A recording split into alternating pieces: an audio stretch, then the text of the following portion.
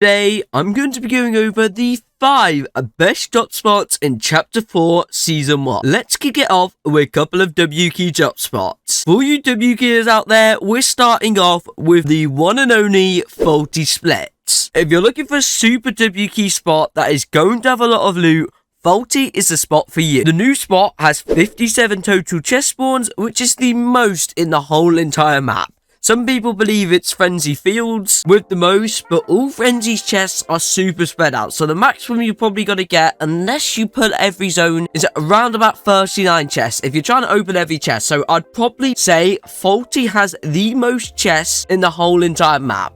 With multiple different buildings spread across the POI, this is perfect for any WK. The only problems though is once you win it off spawn, the nearest POI to you is nearly a 2 minutes walk away. I think it's around about 1 minute and 40 seconds, which makes it super hard for you to find mid-game fights. But with plenty of splits behind, it allows you to either look back to WK or just sit back and wait for people to push to you. Whatever you decide to do though, Faulty is going to be one of the best drop spots this season. With its multiple buildings, this spot is definitely more for you box fight WKs rather than you build fighters. Moving on to the next WK drop spot. This is going to be a contender with Faulty for the best WK drop spot this season, and this is Slappy Shores.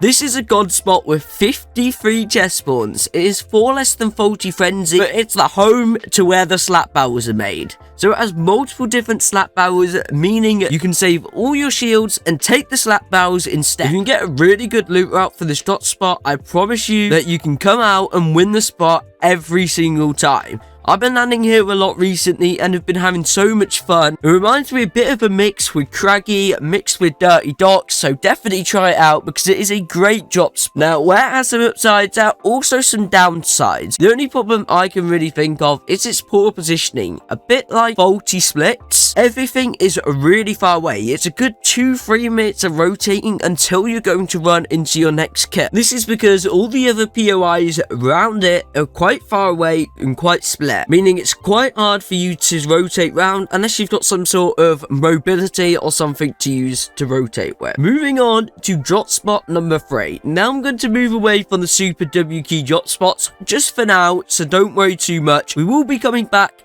to the WK spots, but if you're solely playing for the win and want a new drop spot, this is just for you. This is a spot that is going to work perfect in the new solo cash cup format. Just under Slappy, there is 3 houses right on the edge of the map, and this spot is called Beachy Bluffs. The place contains 17 chests as well as a beach, which is stacked up with metal to rotate to, which you'll find just north of the drop spot. When I landed here, I came out with a ton of loot. It was actually uncontested every single game, and I was always set up nicely for the end game. So if you can start landing here early and make yourself a good loot route for the spot, you will have a solid little drop spot on your hand that you'll be able to use not just in-game in arena and tournaments, but also in the new solo cash cup, which it's a perfect spot for. Now, moving on to a drop spot for all you people that want to get a few kills but don't want to be fighting 300 billion quadrillion people, like those other 2 WK drop spots we was just on about. And this spot is called Lonely Labs, also known as Frosty Flights. They brought this spot out right on the edge of the map in the snow biome. Despite it only having 1 to 2 teams landing here, the chest count isn't bad.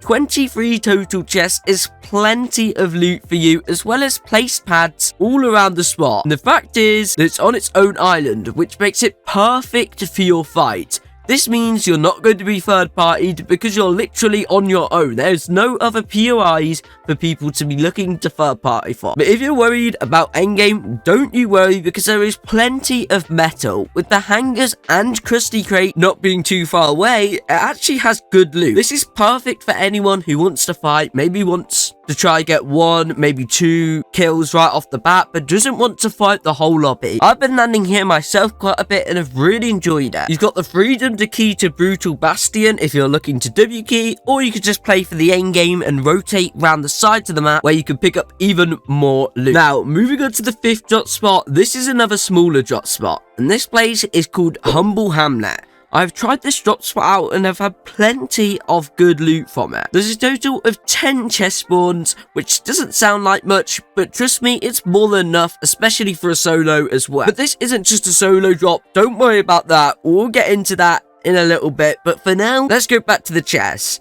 One of the chests are actually an oathbound chest, meaning it's a god chest, having a 100% spawn rate, guaranteeing you shield and loot right off the bat. If you manage to find keys, there are also some key spots there as well, so you could even be walking away with a gold shotgun right off the bat. It's perfect for a split drop. Like I said before, it's also a duo spot. If you're playing solos, obviously you want to be careful of an island nearby called Exile Isle, but your positioning allows you to always hold that player and pick up the elim despite them having 12 chests. But if you're playing duos, you can use this to your advantage. Exile Isle is very close to Humble Hamlet, has 12 chests, guaranteeing your duo 22 chests as well as 2 guaranteed chests. So the chances of you finding a key is actually very high in duo. Give this drop spot a chance, especially if you're looking for a new drop spot. This might be the best drop spot out of all of them, especially for tournament. Anyways, that's going to be it for this video. If you did enjoy it, a like would be greatly appreciated, as well as a comment to help with the algorithm. And please hit that subscribe button if you've watched the end, as I'm trying to get 1,000 subscribers before Christmas.